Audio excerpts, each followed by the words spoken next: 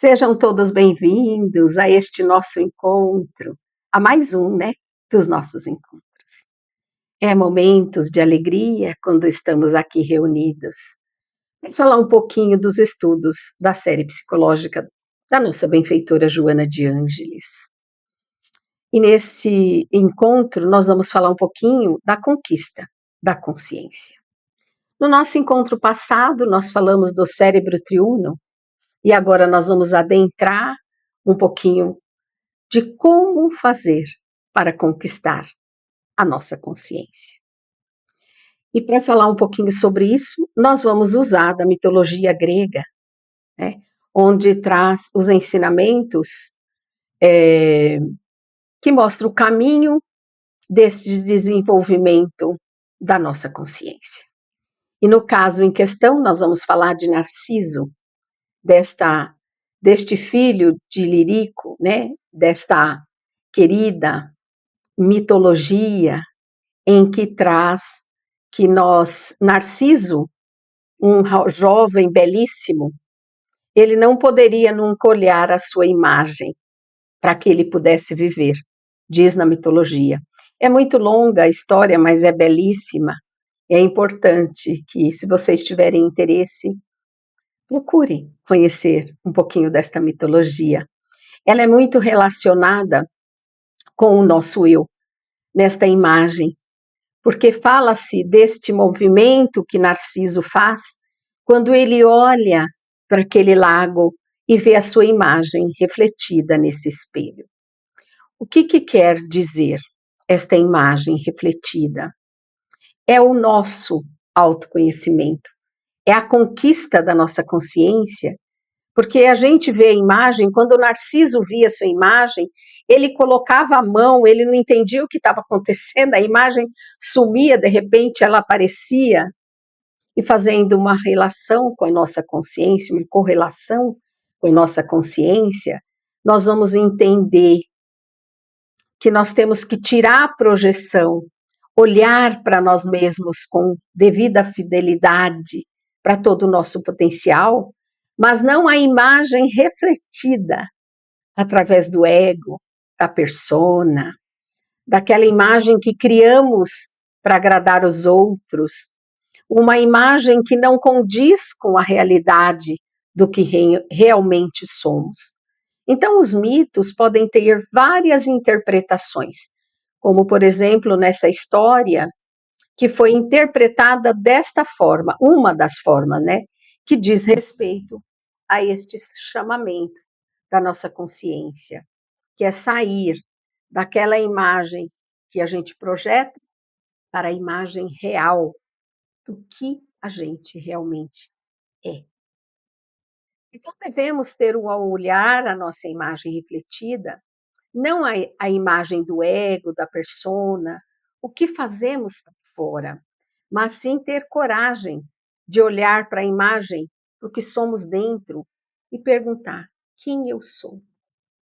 Quem somos nós? Trazer essa consciência, isto é conquistar a consciência, é libertar das projeções, daquele desejo que a gente tem inconsciente de querer validação das pessoas para o nosso comportamento, para a nossa vida, para o nosso eu. Parar de buscar com que o outro nos aceite de qualquer forma, projetando qualquer coisa. Porque quando a gente só se projeta, usa muita da persona para ser aceito, para ser inserido num grupo, para sentir o pertencer, a gente se desidentifica com o nosso eu. E a proposta da Joana é que a gente comece a olhar para realmente quem somos, não se preocupando com o outro, mas sim conosco mesmo. E é isso que nós vamos estar fazendo aqui agora um pouquinho. Então, a consciência é a relação dos conteúdos psíquicos com o ego. À medida que essa relação é percebida como tal pelo ego, estas relações que são percebidas são inconscientes. E muitas vezes o ego não enxerga o nosso potencial, porque ele está olhando para fora. Nós precisamos entender todos esses conteúdos, mas olhando para dentro, para o nosso eu mais profundo. O que eu realmente desejo? O que eu quero? O que me faz feliz? O que eu realmente sou? O que faz bem para mim? Na verdade absoluta. Tirando todas as expectativas de fora para olhar para dentro. É quem eu sou. Então, esta parte é pequena, é só a ponta do iceberg, como se fosse uma bola solta no oceano ou somente um grão de areia numa praia. Isso nos traz a dimensão de quem somos, mas desconhecemos. Porque lembra que a gente fala que a consciência é aquela parte menor? A gente conhece muito pouco das nossas potencialidades. Mas se a doutrina dos espíritos, doutrina espírita, nos diz que a gente tem o maior exemplo, a gente sabe disso, que é Jesus, que já é uma consciência cósmica, que ele e o Pai somos um, que ele disse, né? Eu e o Pai somos um. Quanto potencial existe dentro de cada um de nós, no nosso inconsciente? A gente conhece muito pouco de nós mesmos. Então a gente precisa ser mais fiel com o nosso eu.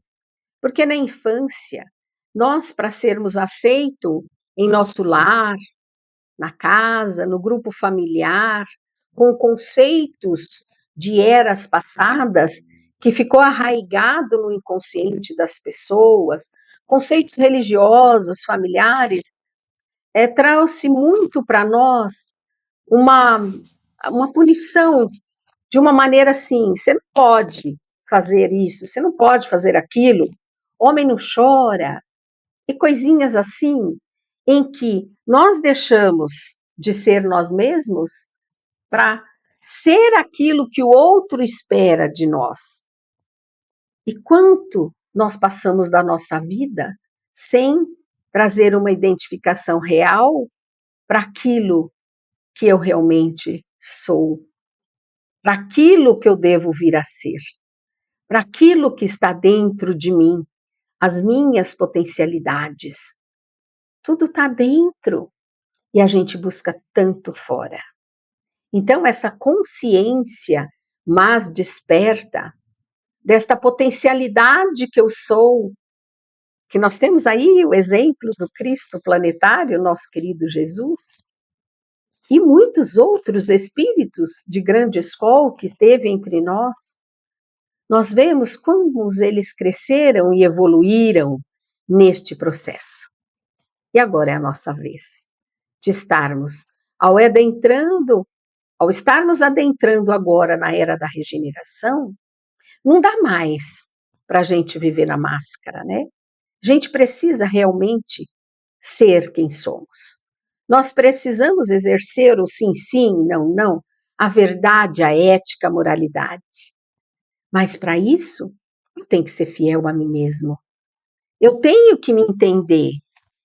Os meus erros, as minhas fragilidades, é normal. Tá tudo certo, mas eu preciso conhecer para transformar, aceitar, olhar para aquilo e falar o que eu tenho que fazer com isso?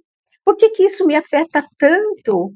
Por que que isso me desestrutura? Por que que essa emoção me pega de uma maneira que me passa uma rasteira e eu vou no pescoço do outro?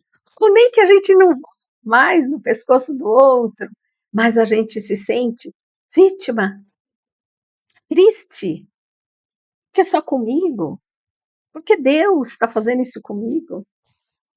As nossas projeções. Tudo que nos chega é nosso. Então é isso. Nós precisamos trazer para nós este potencial, aquilo que está em mim, que eu preciso encontrar, abrir esta porta, abrir a porta do inconsciente, trazer tudo aquilo que está na minha sombra, escondida, para fora. Primeiro, a identificação minha, do que eu devo realizar. Então, a consciência não é idêntica à psique, pois esta representa a totalidade de todos os conteúdos psíquicos que não estão necessariamente em sua totalidade, e na sua totalidade diretamente ligada ao ego, isto é, relacionados com ele de tal modo que assumam a qualidade de consciência. Então, a consciência realmente não é a psique. A consciência é uma pequena parte. É só aquilo que eu sei de mim, quem eu sou a Lisa Rebouças, quem foram meus pais, meus avós, o que eu estudei, o que eu conquistei, onde eu nasci, de que região eu sou, o que eu estudei na faculdade, o que eu não estudei, o que eu fiz, os amigos que eu tive, que eu tenho, as minhas necessidades de hoje, do ego, das posses, das coisas materiais, de querer ter o outro sob a minha supervisão, meu comando.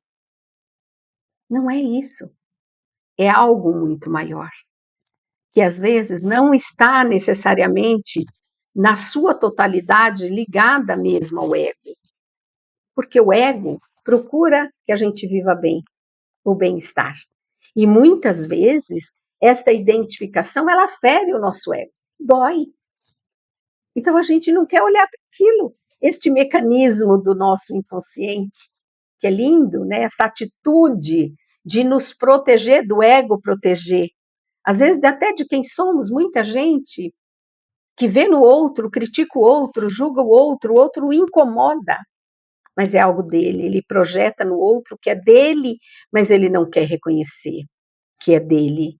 Eu não quero reconhecer que é meu, então eu vou ver no outro tudo isso. Então veja, isto é importante, que a gente assuma de um modo total, né, este potencial e trazer para a minha consciência, trazer tudo isso para a minha consciência e trazendo para a consciência, eu consigo ressignificar, eu consigo identificar. Identificando, eu aceito. Mais ou menos, né? Porque no começo a gente ainda reluta em aceitar. Mas a partir do momento que a gente está num processo de mudança, de realmente olhar para nós, para o que me incomoda, o que me afeta, o que eu sou, para poder trazer um viver, um bem viver. Lembra no início dos nossos estudos que a gente fala, a Joana fala, né? Primeiro tem que aprender a ser, a viver, a sentir, a amar. Então, neste processo, tudo isso a gente vai buscando essa identificação conosco mesmo e conquistando esta consciência, desligando das personalidades que a gente muitas vezes usa, e usa muito, para sermos inteiros, verdadeiros, né? Sermos seres individuados. E aí, tudo que ouvimos, tudo que lemos, tudo que vemos, tudo que os nossos sentidos conseguem perceber, passa a fazer parte do primeiro lugar da consciência.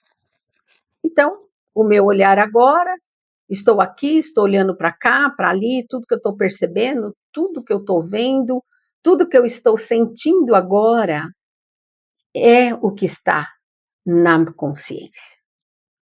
Todo o resto que eu me esqueci, aquele nome que eu não lembro agora, aquela música que me faz lembrar algo, mas não está na minha consciência, está no meu inconsciente pessoal, que é desta encarnação. Mas nós temos um arcabouço muito maior, muito mais amplo, que está no nosso inconsciente profundo ou coletivo, de tudo que a humanidade já viveu e de tudo que nós, como centelhas divinas do Pai, abarcando em cada estágio de evolução nos reinos inferiores, né? Mineral, vegetal, animal e agora animal racional, no homem, para chegarmos o quê?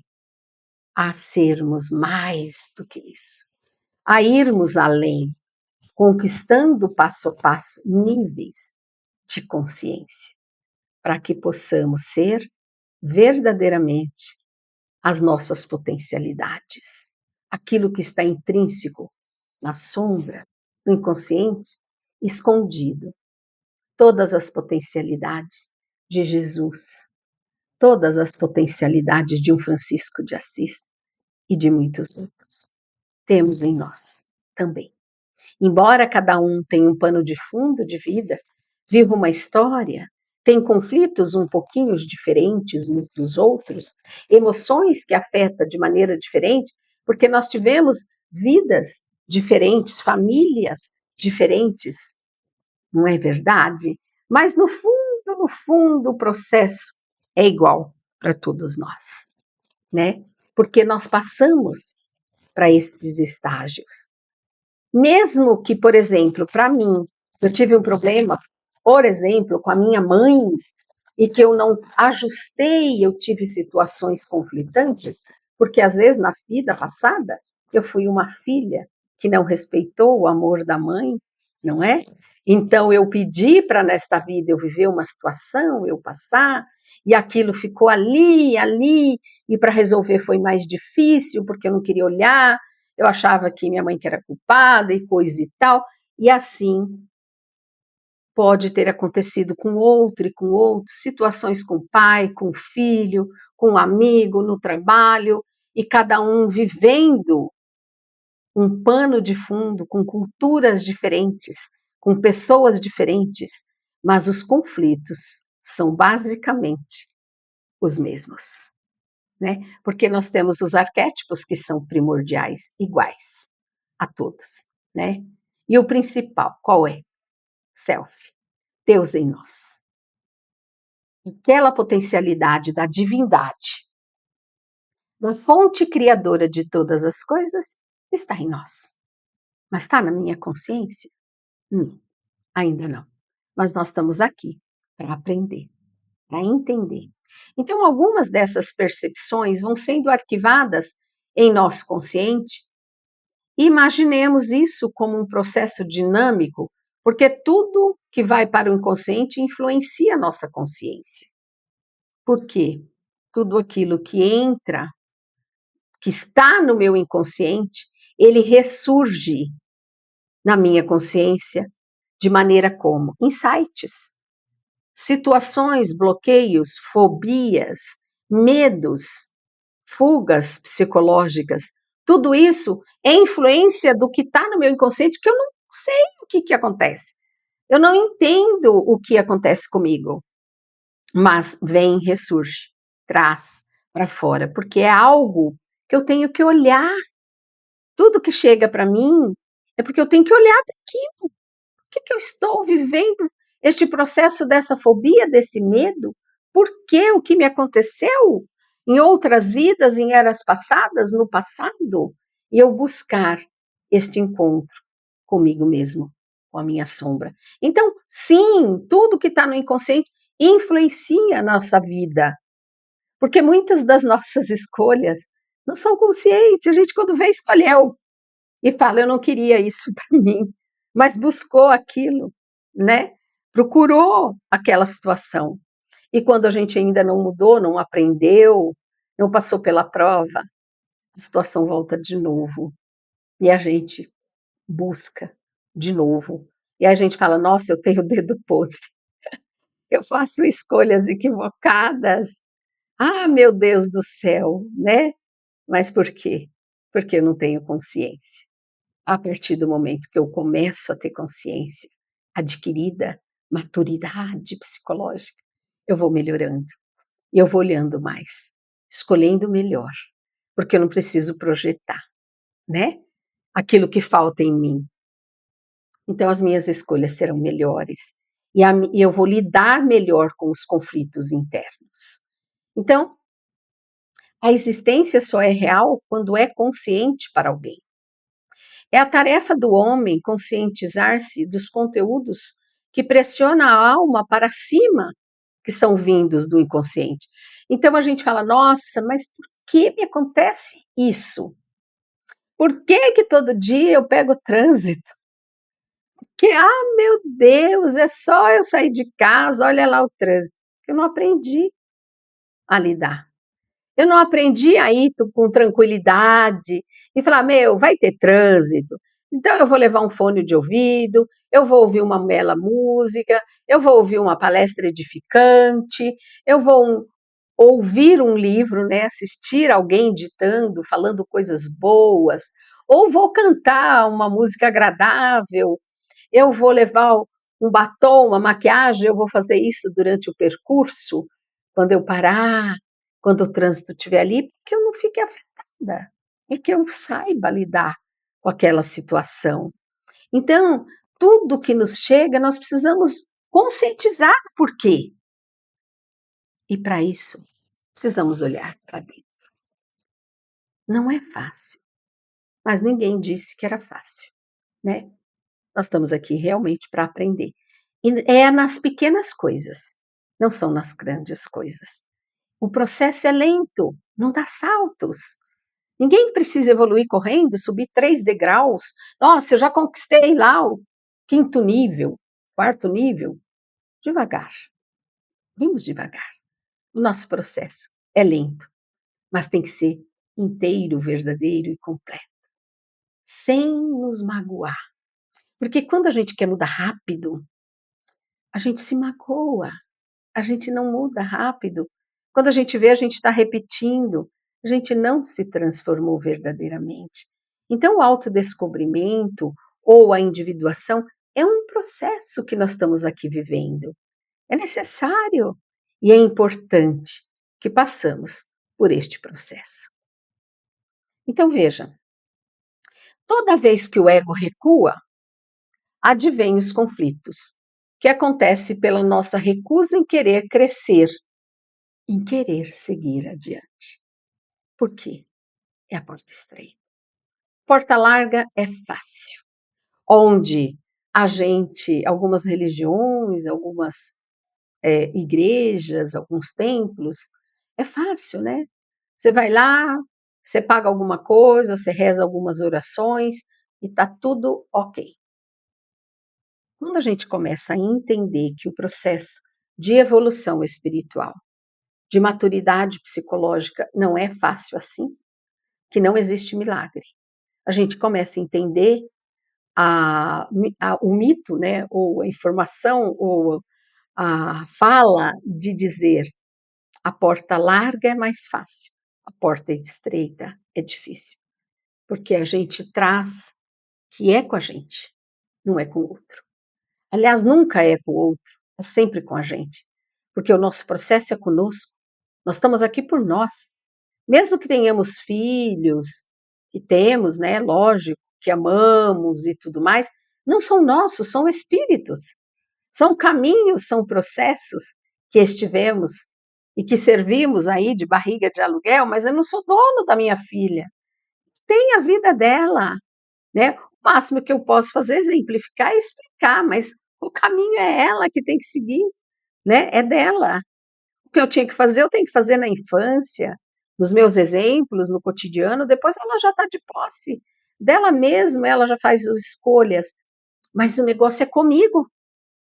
Eu tenho que mudar, eu tenho que viver a cada dia melhor, saber viver, viver com dignidade, com ética e com fidelidade para mim mesmo. Não mais fazer pelo que o outro quer. Eu quero fazer tal coisa, vai me fazer bem? Ou eu vou fazer só para agradar? Não, a gente tem que ser positiva, tem que agradar primeiro a nós, para que aquilo não ressuma para o inconsciente como uma ação, uma coisa perturbadora, criando mecanismos de conflitos pessoais, porque você está vivendo uma vida que você não quer viver, você está vivendo pelo outro e não por você. E é isso que nós estamos aqui para entender. Então, quando o ego recua, ele não quer aceitar, ele para e continua a viver na persona, nós temos que olhar. Por que ele se recusa a crescer e ir adiante? Por que eu me recuso a olhar para mim? Então eu tenho que falar assim, bom, todo mundo é imperfeito. planeta é imperfeito. Então, por que eu sou perfeita? Eu tenho que ser perfeita. Não sou. Ninguém é. O único que foi, escorraçaram com ele, né? Crucificaram, que é o nosso amado, nosso querido e mestre Senhor, Jesus, amoroso. Precisamos chegar nesse nível. Um dia chegaremos, com certeza, mas ainda estamos caminhando para isso. Então, o self, enquanto arquétipo primordial, ele impulsiona a crescer, queira ou não, tendo consciência ou não, ele impulsiona. Aquele que estuda, aquele que sabe e aquele que não sabe. De qualquer forma, ele vai impulsionando, ele vai trazendo esses choques com o ego, essas brigas com o ego. Ah, eu vou fazer, não vou, eu vou, eu não vou. E esse conflito, gente, esse conflito não é negativo. Porque as situações que nos chegam é porque elas foram preparadas para chegar.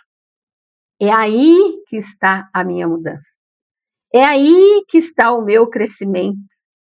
É aí que a coisa anda, né? Precisa vir, precisa vir. Então, o conflito por si não é negativo. Ele mostra que existe algo em desacordo, porque quando eu estou vivendo a vida real que eu quero viver para mim, nada me aborrece. Eu vivo tranquilo e calmamente, em paz, durmo bem, o dia é feliz, acordo alegre, com vontade de viver, de servir, de amar, né? Olhando a natureza, olhando, agradecendo pela vida. E aí só chegam os conflitos maiores quando alguma coisa maior, né? Alguma aprovação maior, alguma situação maior. Senão está tudo em paz, tudo tranquilo. Mas quando a pessoa está em guerra com ela mesma, brigando entre o que ela deveria ser, o que ela realmente é, e o ego que luta para viver ainda na persona, na máscara, na falsidade, mas ser aceito na mentira, gente. Mentira é a maior hipocrisia, é a maior bobagem que alguém faz. Você pode omitir, mas mentir não. Porque você gera um conflito, né? Porque você não está de acordo com a verdade. E o seu eu mais profundo, o Deus em você, ele não aceita. E aí ressurge como culpas. Então é necessário perceber algo está de acordo com o meu eu. Então, à medida que o ego se faz consciente dos valores íncitos no self, torna factível uma programação saudável para um comportamento, um melhor comportamento, trabalhando cada dificuldade, cada desafio, mediante a reconciliação com a sua realidade eterna. Porque veja, quando a gente traz para a consciência aquilo que eu realmente quero, mesmo que eu lute, porque aquilo não era o que o ego esperava, que era mais tranquilo, mais fácil. Por exemplo, dizer não para uma pessoa, para uma situação, alguém te convida para alguma coisa, ou você não quer ir. Muitas vezes agrada porque você quer ser aquela pessoa legal, boazinha, e não quer que a outra pessoa fique com raiva de você. Aí você vai. Você vai, mas vai contrariada. Uma viagem em família. Ai, vamos para tal lugar, meu, lá no íntimo, você fala, queria descansar, queria ficar aqui em casa, queria ficar aqui, queria ficar ali com o amigo, queria fazer isso, não queria fazer nada. Mas você aceita. Você vai. Vai para ficar bem na fita, para que as pessoas te reconheçam. Nossa, aquela pessoa é legal, viu? Olha, nunca diz não. Está sempre pronta a servir. O que acontece com você internamente? Surgem conflitos. A viagem começa a ser perturbadora, o lugar que você for te incomoda, você não vê nada de agradável. O outro fala, nossa, você viu que legal? Aí a gente fala, não vi nada, não sei. O olhar é sempre distorcido, porque não era aquilo que eu queria fazer. porque eu estou contrariando a mim para agradar o outro. Então, nós precisamos nos reconciliar com a nossa realidade eterna, com o nosso verdadeiro eu. Então, Joana diz que é como se tivéssemos que reconciliarmos conosco mesmo. É importante que reconciliemos com os nossos adversários que se encontram em nosso mundo íntimo, psíquico, os meus adversários. Que a gente pensa que é inimigo, não é. Ele está me levando para o caminho da positividade, da verdade, do olhar para quem eu sou. Isso não é negativo, isso é positivo, mas briga com o ego. Então dói um pouquinho, mas a gente precisa trabalhar isso, ressignificar e passar por cima do ego e falar, mas eu vou ser fiel a mim, ao que eu quero. É ser o que, gente? Autêntico, verdadeiro com você. Porque a gente nunca vai agradar a todos. Então, primeiro, a gente tem que agradar a nós. E é claro que não é tudo a ferro e fogo, né? Tem gente que diz assim, eu falo tudo na cara, né? Eu falo mesmo o que eu quero, eu me coloco. Devagar, né, gente? Porque a gente está lidando com seres humanos. Então, dizer a verdade, aquela verdade que é a minha verdade e talvez não seja a de todos, a do todo, é ruim. Eu brinco sempre e falo que as plantas precisam da água. Mas se eu jogar água demais, ela morre. Se eu não jogar água, ela morre. Nós precisamos muitas vezes de medicações, de remédio. Mas se eu tomar demais, é ruim para mim. Se eu tomar de menos, é ruim para mim. Tudo na medida certa. Então não façais ao outro o que não queres que o outro vos faça. Não é esse o ensinamento de Jesus? Eu sou autêntica, mas é a sua verdade, não é a dele. Nós não temos o direito de invadir o livre-arbítrio e a vida do outro, mas nós temos o dever de ser éticos e ser verdadeiros, principalmente conosco mesmos, né? Então, tudo que existe no nosso mundo íntimo que está trazendo conflito não é adversário. Ele está ali ressurgindo para que eu olhe e para que eu transforme, para que eu possa ressignificar. E aí sim fazer a mudança necessária, sendo autêntico e verdadeiro, sendo eu mesmo.